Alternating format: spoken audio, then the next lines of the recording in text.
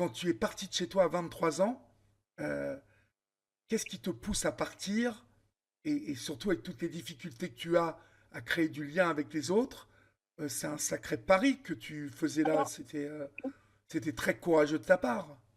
très courageux, c'est ce que je voulais dire. Et d'où venait ce courage? Tout simplement, je pense que j'étais désespérée parce que j'avais aussi envie de mourir en fait en même temps.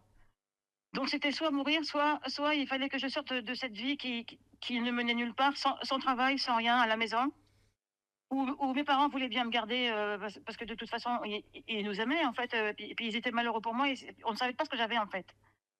Et moi, je me suis dit, il faut que je me sorte de ça et peut-être qu'il ne faut pas que je reste avec mes parents qui font tout pour m'aider, et ma mère faisait tout à ma place. Je ne téléphonais jamais, donc elle téléphonait à ma place, ou alors elle m'accompagnait, ou alors je ne faisais rien pour ne pas avoir à parler aux gens. Donc ça m'aidait pas ça, ce bégaiement et tout ça. Ah, tu Et m'étonnes. Tu bah m'étonnes. oui, et Ouais. puis à l'école, je ne participais pas en classe. Là, je suis passée d'une classe à l'autre, je sais même pas comment, parce que je participais jamais, hein. Mais du coup, tu es allé jusqu'à où J'ai doublé quand même, hein, 2 fois la troisième, 3 premières, parce que j'ai arrêté, repris, et finalement j'ai arrêté en cours de terminale, et après j'ai arrêté définitivement. J'ai jamais passé le bac. D'accord. Mais tu as été Donc jusqu'au bac quand même. jusqu'à la fin, le 2e trimestre de terminale, ouais. D'accord.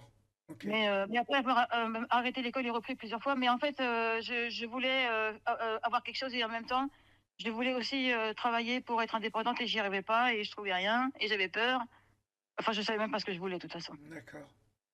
Mais comment dire, comment s'est déclaré le truc d'accumulation? Eh ben, c'était dans ce studio en fait, parce que ce que j'ai quand même pu faire dans mon studio, c'est le décorer, l'habiller, pour montrer que j'avais une personnalité. Donc ça a commencé à venir pour montrer aux gens que je suis quelqu'un qui aime des choses, qui s'intéresse à des choses. Donc je voulais montrer que j'avais des livres, montrer que j'avais des dessins, parce que je dessinais un peu, je faisais des tableaux aussi. Je voulais montrer que je suis pas vide. Donc je pense avoir commencé à acheter des choses pour mon studio.